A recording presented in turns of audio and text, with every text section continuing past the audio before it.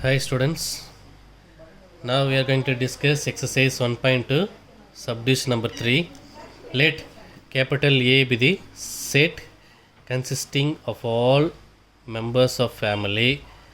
The relation are defined by என்ன relation A related to B இருக்கணும்னா A is not a sister of B இருக்கணும். இதான் condition. ஏவும் பியும் ரிலேஷனாக இருக்கணும்னா என்ன condition? A is not a sister of B. That is condition. So I consider in a family members son, mother, father, daughter. So these four members in a family. I consider four members in a family: son, mother, father, daughter. So first I said capital A equal to son, mother, father, daughter. I notated here son is capital S and mother is M, father is F and daughter is D. So first reflexive. Reflexive means what?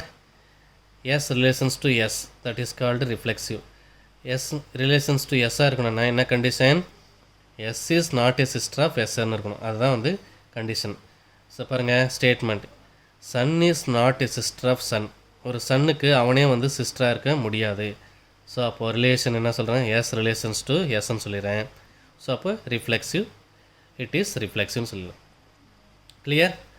புரிஞ்சிச்சிங்களா? ரிஃப்ளெக்சிவாக இருந்துச்சுன்னா ஒரு எலமெண்ட்டுக்கு அதுவே ரிஃப்ளெக்சிவாக இருக்கணும். அதுதான் வந்து reflexive. இங்கே பார்த்தீங்கன்னா S relations to S இருக்குது. So அப்போ சன் எஸ் ரிலேஷன்ஸ் டு எஸ்ஸாக இருக்கணும். என்ன condition? S is not a sister of S.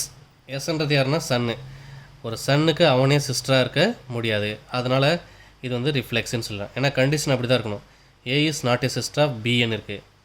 ஸோ அப்போது ஏ வந்து அவனுக்கு அவனே வந்து சிஸ்டராக இருந்துச்சுன்னா இது இட் இஸ் நாட் ரிஃப்ளெக்ஷன் சொல்லலாம். இங்கே பார்த்தோன்னா son is not a sister of son. அதனால் என்னது? It is not reflexive. Next one symmetric. சிமெட்ரிக்கும்போது ஃபர்ஸ்ட் நான் என்ன எடுத்துருக்கேன்? சன்னு மதர்னு எடுத்துருக்கேன். சன் ரிலேஷன்ஸ் டு எம்மாக இருந்துச்சுன்னா எஸ் ரிலேஷன்ஸ் டு எம்மாக இருக்கணும். என்ன condition? S is not a sister of M. Correct தானே? சன் வந்து அந்த அம்மாவுக்கு சிஸ்டராக இருக்க முடியாது.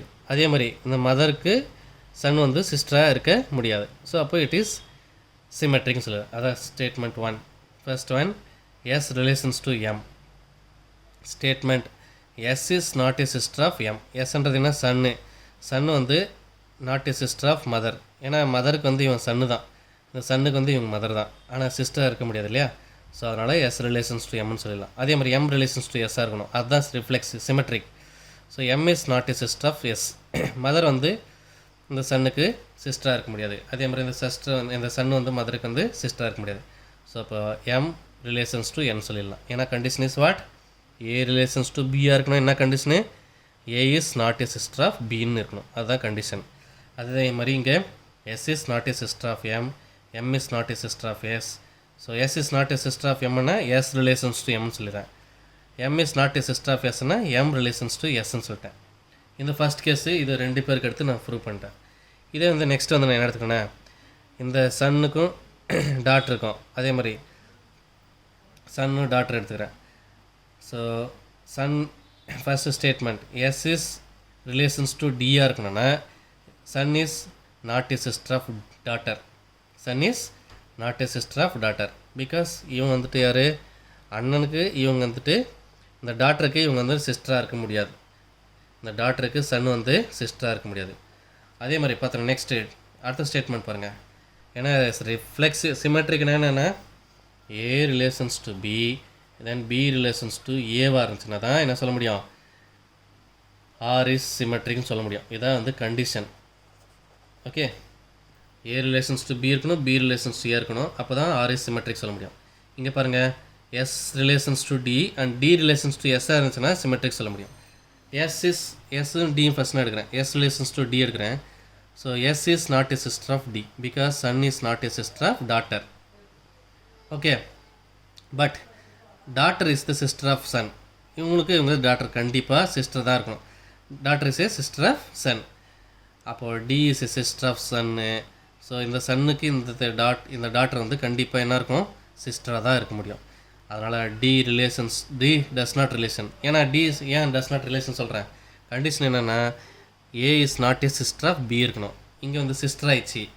இது நாட் எ சிஸ்டர், இங்கே சிஸ்டர் ஆகிடுச்சி. ஸோ இவங்க வந்து நாட் எ சிஸ்டராக இருந்தால் தான் ரிலேஷன் சொல்ல முடியும். சிஸ்டர் ஆயிடுச்சுன்னா நாட் ரிலேஷன். ஸோ இப்போ இந்த கண்டிஷனில் பார்க்கும்போது இது சாட்டிஸ்ஃபை ஆகனால இது it is not symmetric. So it is not symmetric. So இப்போ symmetric not satisfied. The next one transitive. Transitive நம்ம பார்க்கும்போது S is relations to M and M relations to F. அப்படி இருக்கும்போது எஸ் ரிலேஷன்ஸ் டு எஃப்ஆர் இருந்தால் தான் என்ன சொல்ல முடியும், நான் ட்ரான்சிட்டிவ்னு சொல்ல முடியும். இங்கே பாருங்கள், நான் first S relations to M son mother, first son mother எடுத்திருக்காங்க, மதரும் ஃபாதர் எடுத்திருக்காங்க. So S is not a sister of mother, son is not a sister of mother, mother is not a sister of father. ஏன்னா இவங்க ரெண்டு பேரும் என்னது husband and wife. இவங்க ரெண்டு பேர், இவன் பையன், இவங்க வந்து மதர். ஸோ இவங்களுக்கு வந்து நாட் எ சிஸ்டர். ஸோ அப்போ எஸ் ரிலேஷன்ஸ் டு எம்னு சொல்லிடலாம். அதே மாதிரி இவங்க ஒய்ஃபு, இவங்க வந்து ஹஸ்பண்ட், இவங்களுக்கு ரெண்டு பேருக்கும் நாட் எ சிஸ்டர் ஆஃப் சொல்லிடலாம். ஸோ அப்போ எஸ் ரிலேஷன்ஸ் டு எம்னும் போது S is not a sister of M. M relations to எஃப்னு சொல்லும்போது M is not a sister of F. So S is not a sister of எஃப்ஆக இருக்கணும். அடுத்தது last condition பார்க்கும்போது எஸ் ரிலேஷன்ஸ் டு எஃப்ஆக இருந்தால் தான் நான் என்ன சொல்ல முடியும், ட்ரான்சிட்டிவ்னு சொல்ல முடியும். எஸ் எஃப்னும் போது son is not a sister of father. So S relations to F. அப்போ இந்த கண்டிஷன் சாட்டிஸ்ஃபை பண்ணிச்சு ஒரு கேஸில். இப்போ நெக்ஸ்ட்டு கேஸ் என்ன எடுத்துருக்கேன்னா daughter relations to father, father relations to son and daughter relations to son. இது தான் எடுக்கணும். So first daughter relations to father இந்த கண்டிஷன் எடுக்கிறேன். Daughter is not a sister of father, கரெக்டாக? அதே மாதிரி ஃபாதர் ரிலேஷன்ஸ் டு எஸ்ஸாக இருக்கணும்னா father not a sister of son, father not a sister of son. So அப்போது எப்படி இருக்கும்போது டாட்டர் அண்டு சன்னு பார்க்கும்போது T is a sister of S வந்துச்சு. ஸோ அதனால் T does not relations to S. இப்போ சிஸ்டர் வந்துச்சுன்னா என்னது, நாட் ரிலேஷன். ஏன்னா condition is what, A sister of பியாக இருந்துச்சுன்னா அது does not relation. A is not a sister of பின்னு தான் என்னது ரிலேஷன் சொல்ல முடியும். ஸோ அப்போ இங்கே வந்து என்னாச்சு, T is a sister of எஸ்ன்னு வந்துச்சு. So T not relations to S. ஸோ அப்போது இந்த கேஸில் பார்க்கும்போது சாட்டிஸ்ஃபை பண்ணியாச்சு, இந்த கேஸில் பார்க்கும்போது நாட் சாட்டிஸ்ஃபைடு. ஆனால் ரெண்டு கேஸ்லையுமே சாட்டிஸ்ஃபை ஆனால் தான் ட்ரான்சிட்டிவ் சொல்ல முடியும். ஸோ இந்த கேஸில் சாட்டிஸ்ஃபை ஆச்சு, இந்த கேஸில் நாட் சாட்டிஸ்ஃபை ஆனால இட் இஸ் நாட் ட்ரான்சிட்டிவ்.